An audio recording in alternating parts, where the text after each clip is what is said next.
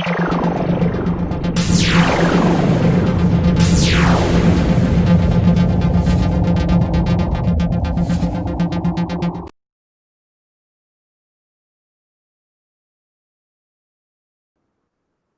दोस्तों, MIT career संवाद के इस संस्करण में आपका बहुत बहुत स्वागत है। जैसा कि आप जानते हैं कि एमआईटी करियर संवाद का हर संस्करण अपने में बहुत ही खास होता है और बहुत ही ज़्यादा ज्ञानवर्धक होता है। और हर संस्करण में क्योंकि ये एमआईटी करियर संवाद हम जीव विज्ञान के छात्रों के लिए विशेषकर करते हैं, हर संस्करण में हम जीव विज्ञान से क्षेत्र से जुड़ी शख्सियत को लेके आते हैं। मगर आज का संस्करण जो हमारा है वो थोड़ा स्पेशल है, बिल्कुल अलग है, क्योंकि आज जो हमारे साथ शख्सियत जुड़ी है शायद ही उनको आप जब देखेंगे तो आपको शायद ही उनको किसी परिचय की जरूरत है। मुझे उनको आपसे इंट्रोड्यूस करते हुए बहुत ही गर्व की अनुभूति हो रही है, बहुत खुशी महसूस हो रही है। हमारे साथ जो है मेजर जनरल संजय सोई जुड़े हुए हैं, इंडियन आर्मी के एक भूतपूर्व मेजर जनरल, भूतपूर्व सैनिक, और आप उनको अक्सर कई टीवी शोज में, रिपब्लिक टीवी और टाइम्स नाउ जैसे बड़े बड़े शोज में भी देखे होंगे। और आज हम उनसे बात करेंगे कि छात्रों, मुख्यतः जो 12वीं के बाद जो छात्र हैं उनके बारे में वो क्या कहते हैं और उनकी क्या राय है। मेजर साहब, आपका बहुत बहुत स्वागत है हमारे इस कार्यक्रम एमआईटी करियर संवाद में। मैं डॉक्टर निशांत श्रीवास्तव आपका डिपार्टमेंट ऑफ बायोटेक्नोलॉजी की तरफ से बहुत बहुत स्वागत करता हूँ। बहुत बहुत धन्यवाद आपका। मैं एमआईटी ये मेरा सौभाग्य है कि मैं एमआईटी परिवार के साथ जुड़ रहा हूँ आज मैं, और इस तरह से और आपके बच्चों के साथ सबसे बात करने का मौका मिल रहा है मुझे कैरियर संवाद के तौर पर। तो और जो आपने मेरे शब्द कहे ये बहुत ज़्यादा है। मैं 2018 में रिटायर हुआ था सेना से, और मेजर जनरल के पद पर जेल विंग में, जहाँ पे जहाँ पर कमांडोज को ट्रेनिंग दी जाती है, वहां पर मैं हेड था।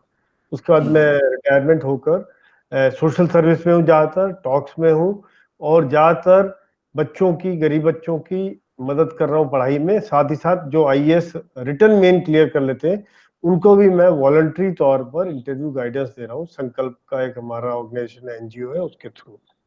तो ये अभी मेरी दिनचर्या है। बाकी जैसा आपने बताया टीवी चैनल पे आता हूँ।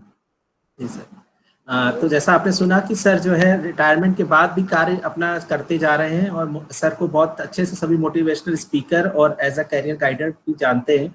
सर, मैं आपसे सबसे पहले जानना चाहूंगा कि आपका सफर कैसे रहा संजय सोई से मेजर जनरल संजय सोई तक।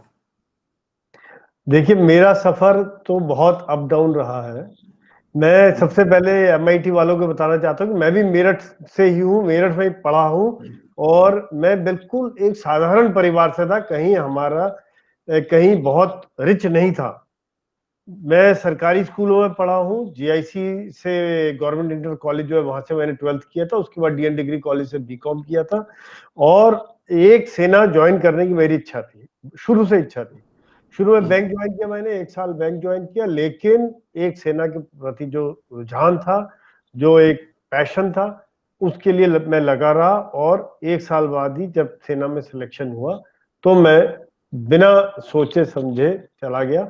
और जिसकी मुझे खुशी है कि भगवान ने मुझे इस लायक समझा, और मुझे प्रोफेशनल और एक पर्सनल तौर पर बहुत सेटिस्फाइंग रहा मेरा ये सफर सेना का। क्योंकि मैं आपको बता देना चाहता हूं कि 7 बार मैं ऑपरेशंस में पोस्टिंग रही कश्मीर में।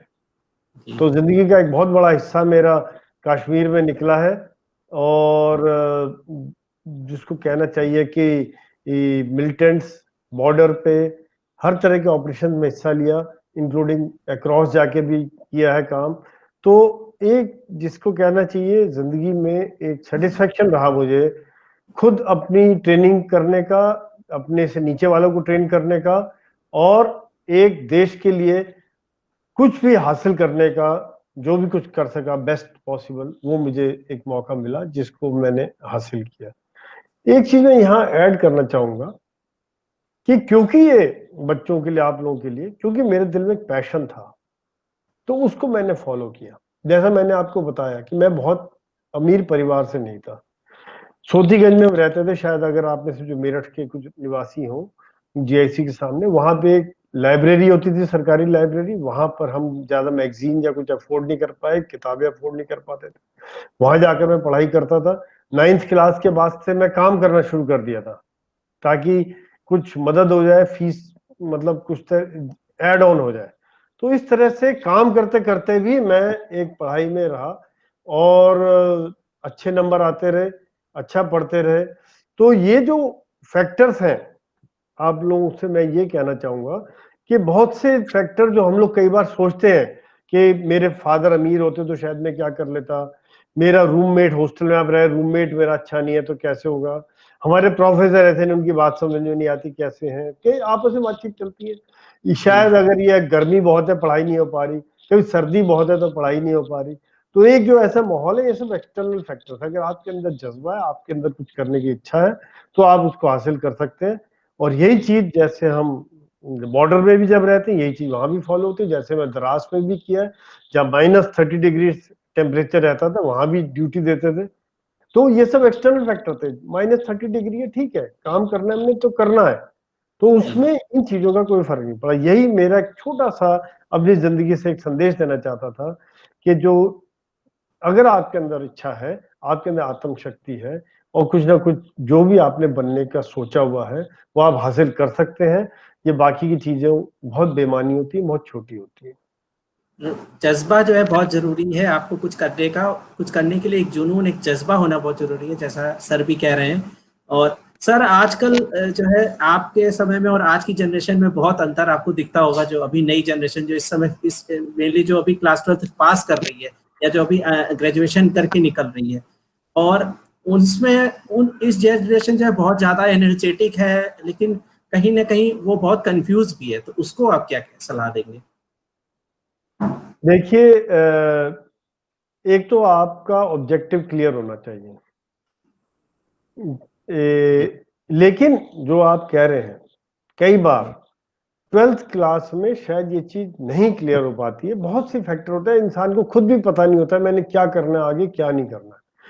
कभी एक कंफ्यूजन रहता है कि मैं ये लाइन फॉलो करूं या ये करूं, मेरे फ्रेंड्स वहां जा रहे हैं, मेरे माता पिता ये कह रहे हैं, मेरे अंकल ये कह रहे हैं, कैरियर के वाइज से यहाँ से इसमें बहुत अच्छा पैसा कमाया जा सकता है, इसमें बहुत ज्यादा प्रोस्पेक्ट है, लोग कह रहे हैं आगे चल के इसमें बहुत स्कोप चल रहा है आजकल। तो ये बहुत सी चीजें जो निकल के आती हैं, एक इंसान को कंफ्यूज कर देते हैं। एक्चुअली 12th के बाद कई बार लोग गलत लाइन भी पकड़ लेते हैं, इन सब फैक्टर्स को ध्यान में रखते हुए। तो यहाँ पर भी अगर आप इसको पहचान सकें कि क्या वो चीज है, क्या वो चीज है जो आपको टच कर रही है, आपके दिल को टच कर रही है, तो आप सफलता हासिल कर लेंगे। क्योंकि एक उस चीज को सोच रहे हैं अगर आप ऑब्जेक्टिव, वैसे मुझे बात करते करते याद आया, ऑब्जेक्टिव के तौर पे क्या होना चाहिए, क्या जज्बा होना चाहिए, ऑब्जेक्टिव जो आपने सोचा हुआ है, वो है विक्रम बत्रा, कैप्टन विक्रम बत्रा की, आपको याद होगा। बिल्कुल। या तो मैं ऑब्जेक्टिव पर झंडा फहरा कर आऊंगा, या तिरंगे में लिपट कर आऊंगा, तिरंगा फहरा कर आऊंगा, तिरंगे में लिपट कर आऊंगा, आऊंगा जरूर। ये उसने अपने पेरेंट्स को लिखा, मतलब उसका जज्बा क्लियर है कि मैंने ऑब्जेक्टिव पे फहराना, चाहे उसके लिए मुझे जान जानी पड़े।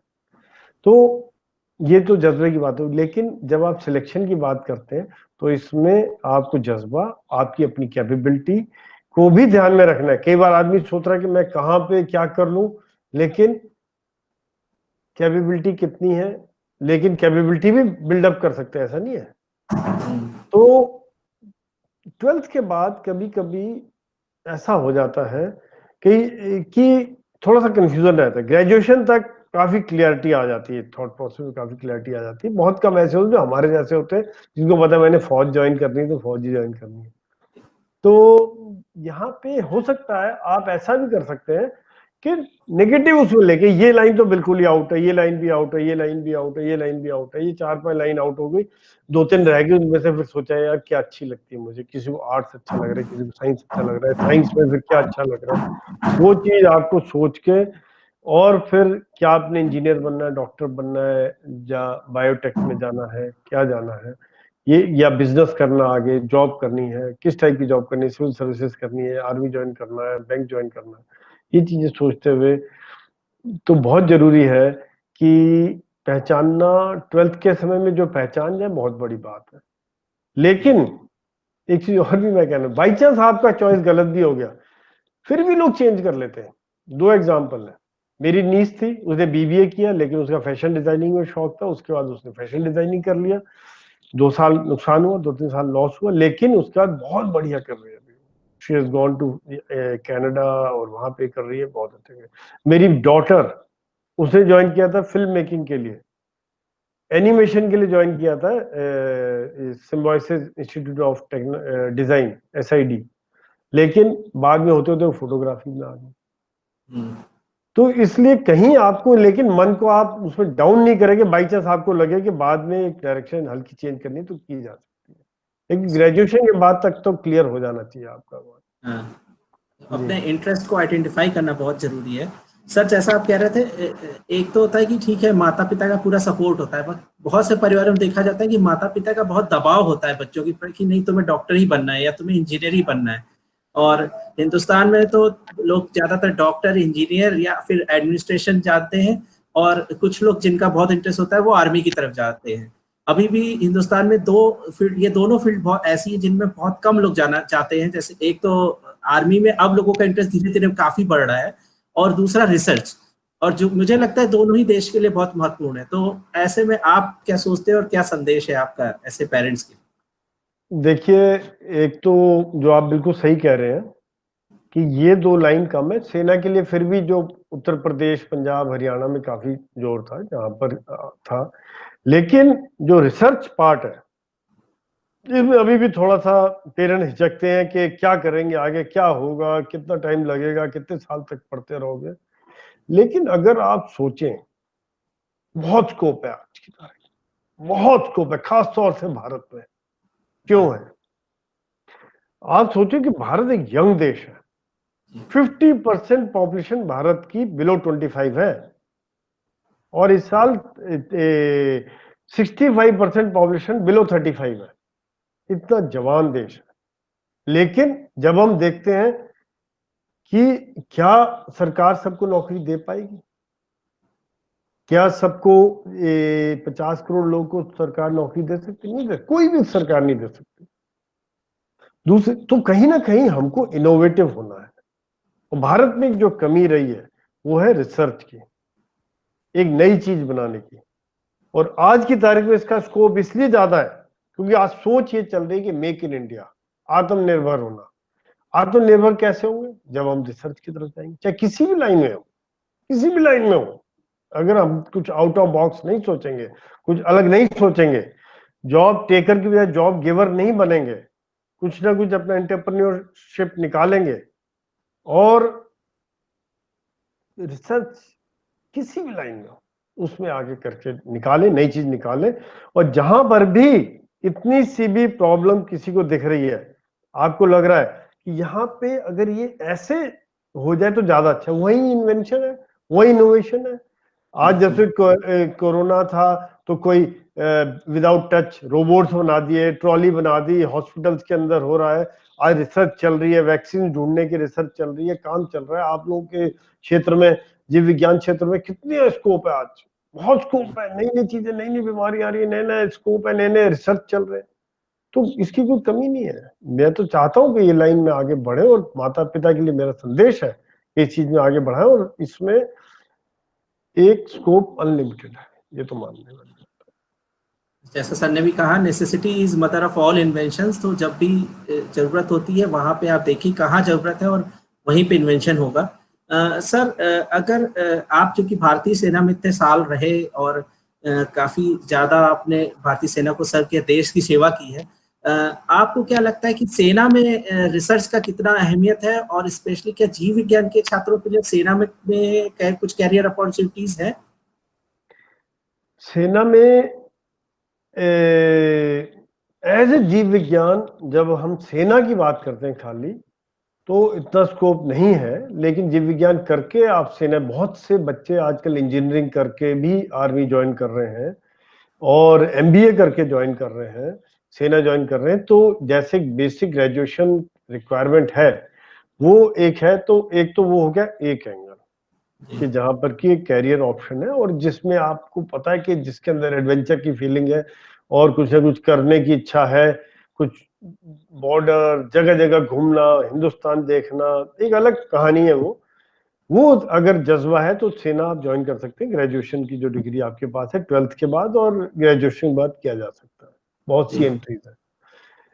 पर अगर आप एज ए जीव विज्ञान है तो फिर आप डीआरडीओ में जहां पर की रिसर्च है वहां पर जी। से उसकी एक एंट्री अलग है, वहां पर ज्वाइन किया जा सकता है, जहां पर कि आप एक इंटर्न के तौर पे पीएचडी के दौरान कर सकते हैं। उसके बाद में डीआरडीओ को ज्वाइन भी किया जा सकता है, जहां पर इसके ऊपर काफी अलग अलग क्षेत्रों में काम चल रहा है। जी। तो जैसा सर ने बताया कि अगर आप रिसर्च में जाना चाहते हैं तो सेना की एक पूरी विंग है जिसको कहते हैं defence research and development organisation, DRDO. उसे आप ज्वाइन कर सकते हैं एज अ रिसर्च स्कॉलर और आगे चल के एज अ साइंटिस्ट भी। और ग्रेजुएशन के बाद जो है आप सेना में जा सकते हैं। शायद सर अगर मैं गलत नहीं हूँ तो कंबाइंड डिफेंस सर्विसेज का एग्जाम होता है, वो देना पड़ता है।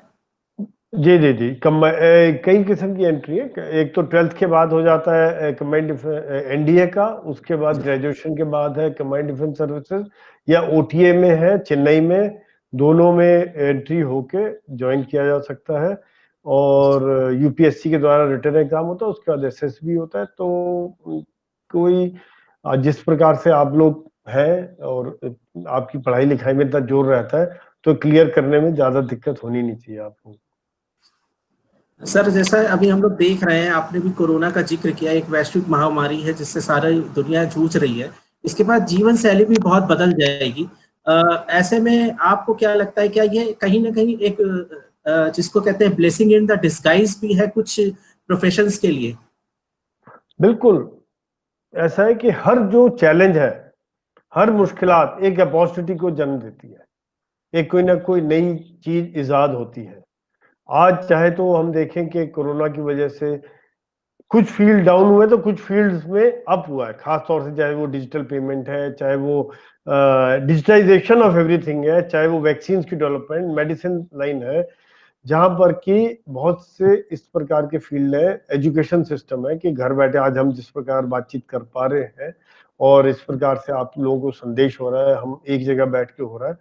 तो डिजिटाइजेशन की तरफ बहुत ज्यादा जोर है। और दूसरा जो जोर है वो है कि जिस प्रकार हर 2-3 साल बाद कुछ ना कुछ आ रहा है, पहले सार्स आया, फिर इबोला आया, फिर अभी कोविड आया, तो मेडिसिन लाइन, जीव विज्ञान के लिए एक बहुत बड़ा स्कोप इधर है रिसर्च के लिए और इसकी डेवलपमेंट के लिए, जिसमें आज तक पूरी दुनिया लगी हुई है इसके पीछे वैक्सीन को ढूंढने में, इसका कारण को ढूंढने के लिए। और जो कि एक कंटिन्यूस प्रोसेस है, ये रातों रात डेवलप नहीं हो जाएगा और रातों रात जो निकलेगी उसके बाद कुछ और इम्प्रूवमेंट होगा, उसमें कुछ और इम्प्रूवमेंट होगा। तो ये चीजें चलती रहेंगी। और जिस प्रकार का माहौल है, आपकी जो खास तौर से लाइन है जीव विज्ञान की, इसका जो स्कोप है अनलिमिटेड है। अल बिल्कुल कोई इसका लिमिट ही नहीं है जिसके ऊपर हम रोक सके, हाथ रोक सके। और आपको कुछ अलग सोचना पड़ेगा, आउट ऑफ बॉक्स सोचना पड़ेगा। जैसा मैंने पहले बताया, एक आपके अंदर एक सोचने की शक्ति, क्वेश्चन करने की शक्ति किस प्रकार से हो सकता है, कुछ ना कुछ इनोवेट करने की सोच, इन्वेंशन करने की सोच, ये सोच अगर आपके दिल में है, एक पढ़ाई जो आप कर रहे हैं वो एक बेसिक पढ़ाई है, लेकिन उससे आगे क्या, उसके अलावा क्या, आपको एक दुनिया में कहाँ जा रही है, जब तक उससे अपने आप को नहीं जानकार रखेंगे तब तक हम आगे नहीं बढ़ सकते। ये बहुत जरूरी है आज के जमाने में आगे बढ़ने के लिए। सर मैं आखिर में आपसे दो सवाल और पूछना चाहता हूँ। एक तो पहला सवाल मेरा ये है कि अ, आपने जीव विज्ञान के बारे में काफ़ी कुछ बताया, मुझे जरूर उम्मीद है कि बच्चे मोटिवेट होंगे। लेकिन कई बार देखा जाता है कि हिंदुस्तान में स्पेशली ऐसा माहौल बना है कि लाइफ साइंस लिया है तो डॉक्टर ही बनना है, और अगर बच्चे डॉक्टर नहीं बन पाते तो कई बार बहुत डिप्रेशन में जाते हैं हम लोग। कई बार सामना भी होता है हमारा ऐसे बच्चों से रोज के दिनचर्या में। आप कोटा जाइए, दिल्ली जाइए, इतने बच्चे हैं 4-4 साल तैयारी करते हैं और फिर उनका सिलेक्शन नहीं होता, डिप्रेशन में जाते हैं। और उसके बाद कई बार हमारे सामने आता है कि ऐसे यंग बच्चे जो है सुसाइड भी करते हैं। तो उन बच्चों को आप का एक जो है मोटिवेशनल संदेश हम चाहते हैं कि आप दें कि वो कैसे इस चीजों से उभरे और दूसरे अच्छे ऑप्शंस की तरफ जाएं और दूसरा जो है आपका क्या, आप अपना एक संदेश आखिरी में सारे छात्रों को क्या देना चाहिए? देखिए, एक तो जो निशान जी आपने बहुत ये जो सवाल है बहुत जायज़ सवाल है, और ये जब खास तौर से यंग एज होती है, बहुत सपने होते हैं, और अगर किसी कारणवश नहीं पूरे हो पाए तो इंसान को सोचना चाहिए कि एक दरवाजा बंद हुआ तो 3 और खुल गए। ये एक जो बात है हमेशा दिमाग में रहे, और वो एक लाइफ का एंड नहीं है। बहुत से ऐसे केस हो सकता है मैं भी, जैसे मेरे दिमाग में फौज ज्वाइन करने का था, बहुत से लोग ऐसे कि कहीं ना कहीं मेडिकल कारण से नहीं ज्वाइन कर पाए, सब कुछ काबिलियत है, सब कुछ है, लेकिन नॉक नहीं हो गया, या कहीं चेस्ट में कोई ना कोई अंदर से प्रॉब्लम निकल आई, नहीं ज्वाइन कर पाए, तो उन्होंने गिव अप नहीं किया। बहुत से ऐसे केसेस है जहां आदमी फेल होता है, फिर उठता है, फेल होता है, फिर उठता है, फेल होता है, फिर उठता है। जिस प्रकार से, शायद मैं आपको अगर अपनी इतिहास बताऊं, तो जब मैं जैसे बताया बैंक में था, उसके बाद आर्मी ज्वाइन किया, आर्मी ज्वाइन करने के बाद 5 साल के बाद मुझे परमानेंट कमीशन नहीं मिला कुछ कारणवश से, कुछ भी था, पहली रिपोर्ट नहीं थी, लेकिन फिर हमने बाई चांस आईएएस प्रीलिम्स दिया था, वो आईएएस प्रीलिम्स क्लियर कर लिया हमने 3 महीने के अंदर, तब तक कंप्लेंट गए, पहली रिपोर्ट हमारी सेटिस्फाइड हुई। तो जो एक हमें बताया था, बहुत से ऐसे मौके आए आर्मी में जब हमें ऐसे लगा हमारा कैरियर खत्म है। तो हमारे एक सीनियर थे, उन्होंने मुझे एक बार बताया था कि लगे रहो, जिंदगी का ग्राफ कभी ऊपर नहीं जाएगा हमेशा। ये जैसे ईसीजी है, वो ऊपर नीचे होता है, पर अगर नीचे जा रहा है तो आपने हिम्मत छोड़ दी तो और नीचे चला जाएगा। पर आप जो अपना काम करते जा रहे हो, लगे रहो, तो एक जो आपका सीनियर है, आपका बॉस है, फिर वो रियलाइज करता है कि ये बंदा गलत नहीं है, बंदा ठीक है, और इसके अंदर काबिलियत है, जो काम करेगा, 10 काम करेगा तो गलत होगा। तो यही चीज, जब अगर आप कहीं ना कहीं आप मेडिकल में नहीं हो पा रहे हैं, तो आप लगे रहे, कुछ और कोई अच्छी चीज है, इसका मतलब भगवान ने, ऊपर वाले ने आपके लिए कुछ और अच्छा सोचा हुआ है, जो कि आपको हासिल होना है, जिसको कि शायद आपको खुद पता नहीं है। तो ये चीज अगर दिमाग में है, तो आप हताश होने के बजाय शायद उससे एक लेसन लेके कुछ और अच्छा करें, कुछ बेहतर करें, और एक बेहतर इंसान बने, बेहतर रिजल्ट हासिल कर सकते जैसा कि सर ने कहा कि अपने आप से हताश नहीं होना है। ईसीजी का ग्राफ जैसे ऊपर नीचे जाता है, वैसे ही जीवन भी है, और जीवन जब नीचे जाता है तो उस समय और मेहनत करने का समय होता है। मेहनत कीजिए, लगे रहिए और आगे बढ़ते रहिए, और अपने लक्ष्य की तरफ बढ़ते रहिए। उस जो आपका लक्ष्य है उस वो जरूर आप पाएंगे। आपको जो है बस उसके प्रति जो है अपना डिटर्मिनेशन और डेडिकेशन नहीं भूलना है। वो दोनों बहुत जरूरी चीजें हैं। सर, हमारी इस पहल का हिस्सा बनने के लिए मैं पूरे एमआईटी परिवार की तरफ से आपका बहुत बहुत धन्यवाद करता हूं, और आपके जरिए आपको और पूरी भारतीय सेना को नमन करता हूं, जो आप हमारे देश के लिए आप लोग करते हैं, और हमारे देश के लिए जिस तरीके से आगे खड़े हैं। आपको भी नमन करता हूं, और साथ में कोरोना वॉरियर्स जो आज के देश में देश के रक्षक बने, उनको भी नमन करता हूं। सर, बहुत बहुत धन्यवाद और बहुत बहुत नमस्कार। बस मैं भी, ये मेरे तरफ से एमआईटी के परिवार के सभी बच्चों को मेरा आशीर्वाद, और मैं ये चाहता हूँ कि आप में से हर एक बच्चा आगे बढ़े, अपना एमआईटी का नाम, कॉलेज का नाम, परिवार का नाम रोशन करें, कहना कि प्रूव करें, दिखा दें कि हम एमआईटी के हैं और क्या कर सकते हैं, क्या दिखा सकते हैं। धन्यवाद। जय हिंद, जय भारत। धन्यवाद सर। जय हिंद सर।